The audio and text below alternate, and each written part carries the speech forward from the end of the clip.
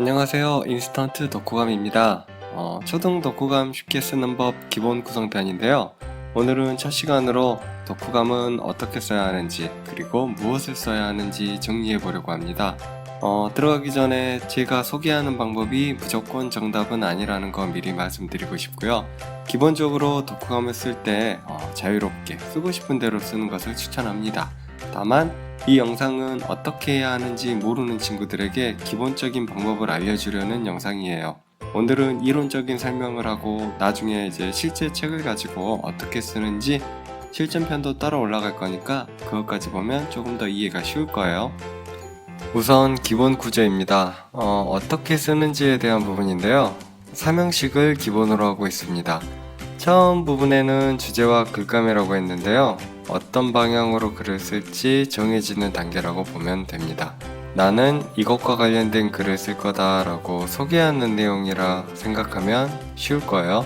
중간은 이제 처음 쓴 글과 관련된 어떤 사건이나 인물, 그리고 주제에 관한 자신의 생각을 자세히 쓰는 부분이고요.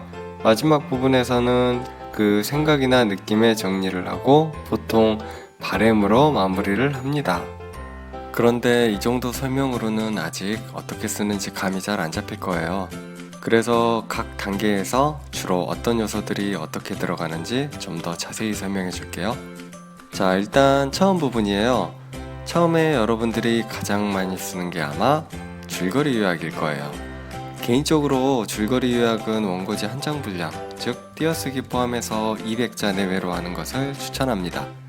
왜냐면은 이제 보통 독후감 쓰라 그러면은 줄거리만 되게 많이 쓰고 마지막에 참 재미있었다 이렇게 끝나는 경우가 되게 많잖아요. 기왕에 이제 이 영상을 보면서 공부하는 거 줄거리는 필요한 만큼만 최소로 쓰고 생각과 느낌 위주로 써야 이제 영상 보는 보람이 좀 있겠죠. 그리고 그 다음에는 이제 인상 깊은 장면, 주인공 소개 이것들이 있을 건데요. 근데 이제 문제가 있는데 여러분들한테 인상 깊은 장면 뭐예요? 하고 물어보면 많은 친구들이 없어요 라고 하는 친구들이 되게 많을 거예요. 그래서 그 아래 이제 내가 생각하는 이제 가장 중요한 장면이라고 했어요. 가장 뭐 재밌거나 슬프거나 아니면 화가 나거나 이런 장면들이 있으면 좋은데 없다면은 가장 중요한 장면은 무엇이었을지 한번 생각해서 써보세요. 그 장면에서 인물 간의 어떤 대사가 있다면은 그 대사를 쓰고 왜 그 대사가 나온 건지, 그 상황이 지금 어떤 상황인지를 요약해서 쓰는 것도 되게 좋은 방법이에요. 그리고 이제 주인공 소개도 굉장히 흔한 방법 중에 하나인데 주인공의 성격이나 특징, 그리고 어떤 일을 했는지 이야기해주면 돼요. 옆에 친구한테 이 책의 주인공에 대해서 자세하게 소개해준다 생각하고 하면 조금 더 쉬울 거예요. 그리고 한 가지 생각할 점이 있다면은 성격을 이야기할 때 뭐 성격이 좋다, 나쁘다, 착하다 이런 표현보다는 좀 더 다른 표현을 쓰도록 노력해 보세요. 그리고 여기 보면은 선생님이 일부러 화살표를 좀 해놨어요. 서로 이제 연관돼 있어서 일부러 화살표를 만들어 놓은 건데요. 줄거리 요약을 하면은 그 안에 당연히 가장 중요한 인상 깊은 장면이 이제 포함될 수 있겠죠. 반대로 인상 깊은 장면 역시 줄거리의 일부분이고요. 또 주인공 소개를 할 때도 줄거리를 바탕으로 보여지는 어떤 성격이나 특징, 관련된 사건을 이야기하다 보니까 이것들은 서로 겹치는 부분들이 있어요. 그래서 쓰다 보면은 이건 줄거리 요약이었나? 아니면 뭐 주인공 소개인가? 구분을 해도 좋지만 구분을 하지 않고 어느 정도 좀 섞여서 써도 괜찮다고 생각해요. 그러니까 자기가 하고 싶은 대로 편한 방식으로 어떤 식으로든 상관없으니까 너무 어렵게 생각하지 말고 편하게 해보세요. 그리고 이제 동기는 내가 책을 고른 이유가 확실할 때 쓰면 좋아요. 예를 들면은 내가 뭐 과학에 관심이 많아서 과학과 관련된 책을 읽다 보니 뭐 아인슈타인이라는 사람이 나왔다. 그래서 더 자세히 알고 싶어서 이 책을 찾아서 읽게 되었다. 이런 식이면 굉장히 좋죠.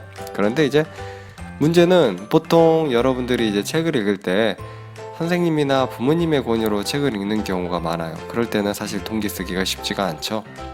이럴 때는 제목을 보고 책 내용을 미리 예상해 보는 것도 괜찮은 방법이에요.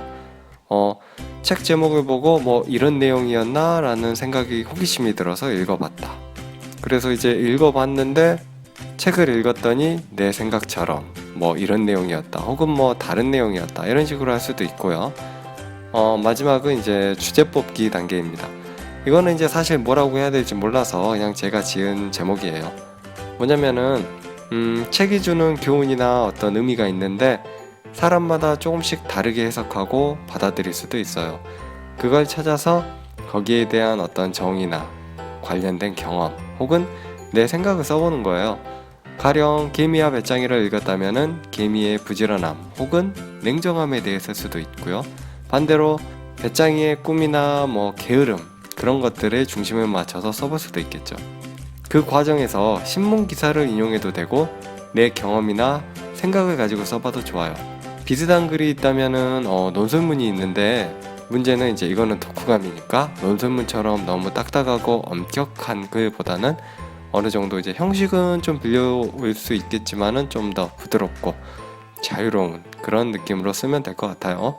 일단 여기까지 쉽게 쓰는 초등 독후감 기본 구성 1편 처음 부분을 마칠게요. 다음 편에 중간 끝부분을 마저 설명하도록 하겠습니다. 그럼 안녕히 계세요.